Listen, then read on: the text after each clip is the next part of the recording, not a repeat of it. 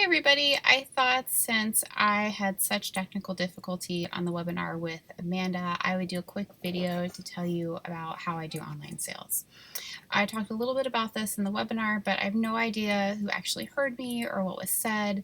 So I'm just going to start from the beginning and kind of just talk about it. So I have an online sale in my group every single week.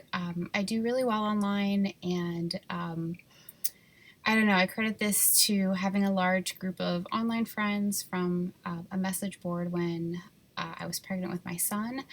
I also credit this to hosting a lot of online parties in the beginning. I don't do it so much now, but I do it every once in a while, and that added members to my group. And I always share my group link with the in-person pop-ups that I do. So traditionally, I have a online sale in my group every Sunday night.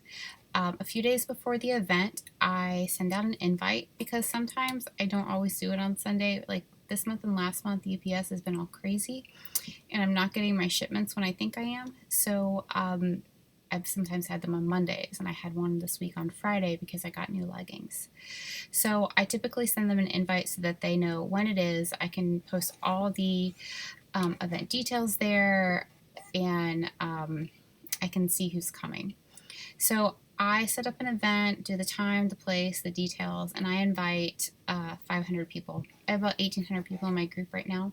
My husband is a really big part of my business. He goes in and invites 500 more people, and I have a second account that I invite 500 more. And I typically leave off consultants, people who I know don't look in my group or don't shop from me, and things like that. I always try to make sure my VIPs are invited so they know what's going on.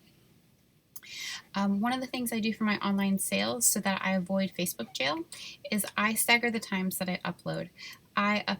Traditionally, I upload dresses at 5 o'clock, which means at 5 o'clock I start uploading Amelia, Julia, and Nicole. At 6 o'clock I upload all my skirts. 7 o'clock I upload my tops, and at 8 o'clock I upload all the leggings, and the kids go in whatever category it is. What else? So I always upload to the group albums in my shopping group. This is easier for me. It's more organized. It makes it easier for basically just in every aspect. Mommy, Yes? 1 second. can you do the fun thing? Yeah, when Daddy finishes watering the plants, we'll talk about it, okay? So I always upload in the group albums. I have an iMac and an iPhoto. I have all of my photos of my clothes. I traditionally take photos on my digital SLR camera, and then I do leggings pictures on my phone because that's just easier. And then I organize them in albums. I have the description of the style first, and then I have the size, and then if it's an Amelia's, I have the description of the Amelia, extra, extra small, then all the extra small Amelias and individual pictures. And then I do another size sign and so forth for each of those. And I have... Can you go play for a second, please? Then please stop, okay? I have a pinned post in my group that explains all of the rules for shopping, and it's very detailed. I've compiled it from other consultants that I've seen over time, and then I add things that are more applicable to my group. So I say, you need to comment sold, you need to fill out my Google Doc, these are the washing instructions, this is my return policy, just all of those things. And they also know that, I don't have a duplicate of an item unless there's another picture of it. And then in the comments, I link the sizing chart and all my sizing recommendations. And I also link the Google Doc. I need you to leave. And that's in my pin post. I also copy that to the event every single time because I have new shoppers who haven't shopped with me before and they want to know what's going on. Also in the event itself, I link to each of the individual albums. I'll do a post that says, all right, here are the dress albums, and I'll click Amelia with the link to that one, and Julia to the link to that one, and Nicole to the link to that one. That allows people who are new to shop easily and so I can stay organized. I typically run my sale until either 10 o'clock the next morning or 1 o'clock, which is my daughter's nap time, the next day, just kind of depending upon what's going on.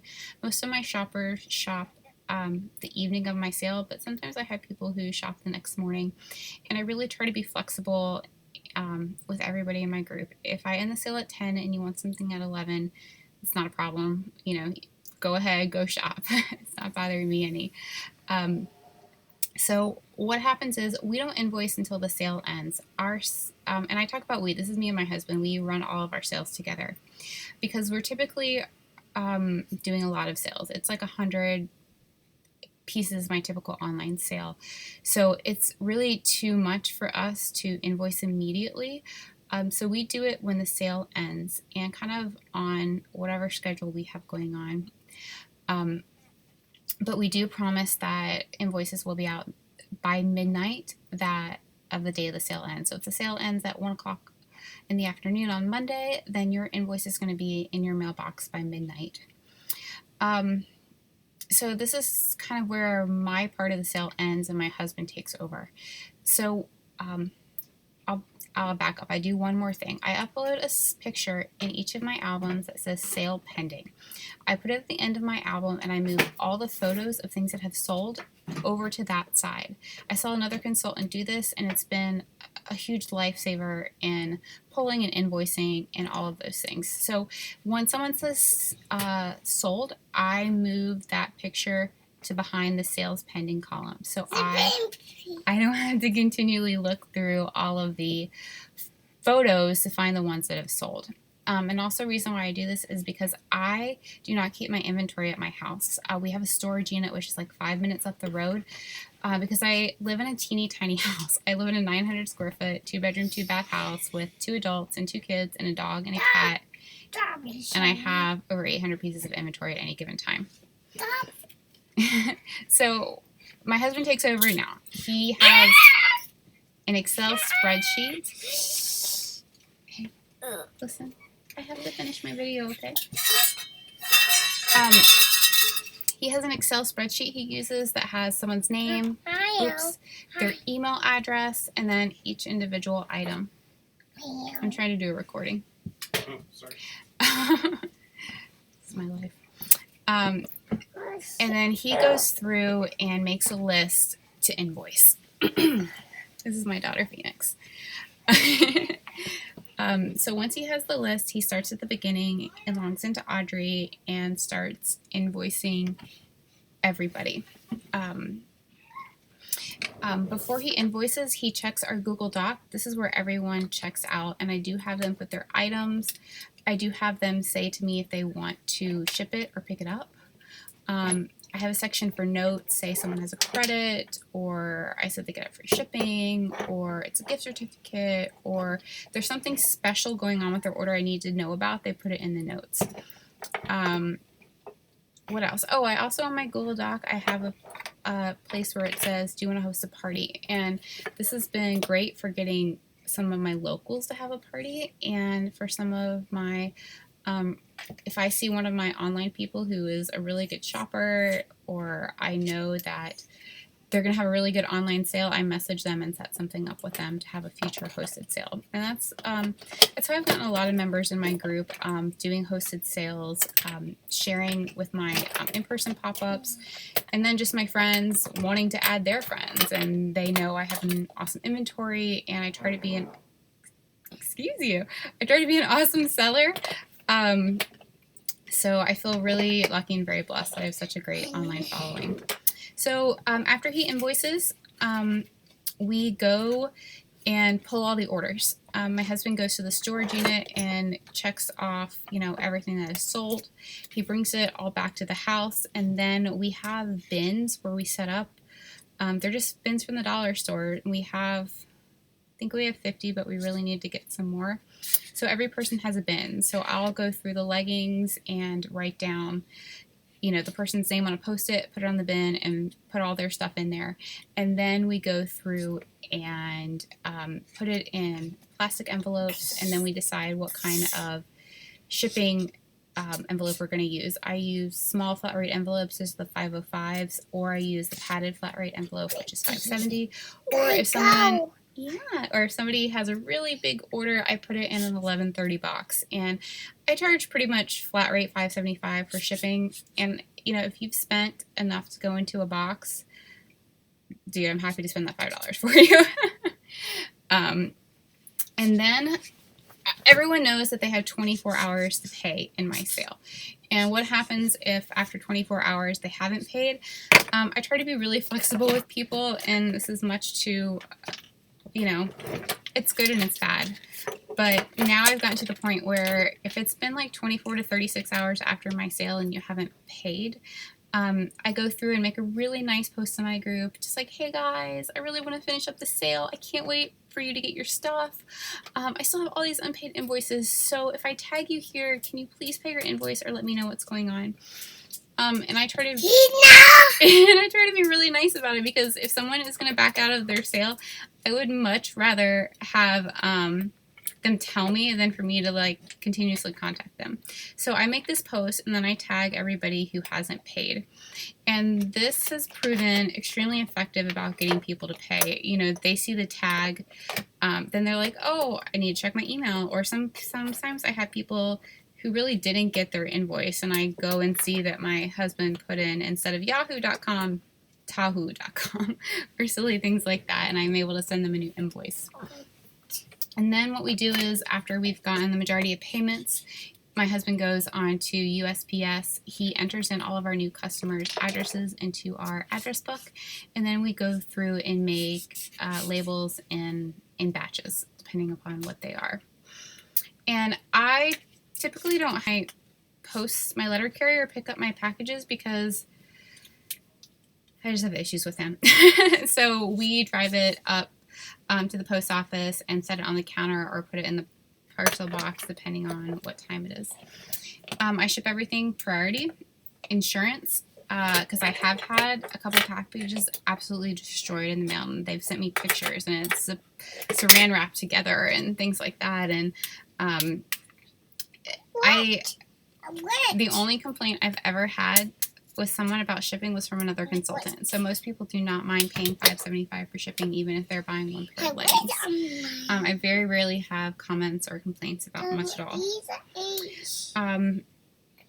What else? So I take my pictures individually. That's another thing that I do. We're all here now. I'm very, very easygoing with returns. If something doesn't, I tell people all the time, if it doesn't fit you, if it's not what you want, please message me, because I want you to have clothes that you love. I say to them, hey, contact me within 3 days. But I really will take anything back as long as it's unworn with tags at any point in time. I've actually had I've actually taken stuff back from other consultants over my online sales, and one of them turned into be the biggest online party I've ever had. I had like 500 people added to my group. I had like 200 sales. This girl was so happy with me. This is what it turned out for me. So I always encourage everybody on my team to take things back, be generous. But again, I rarely have returns. Like maybe out of every 100 items, I have 1 or 2. So I don't mind doing all of that.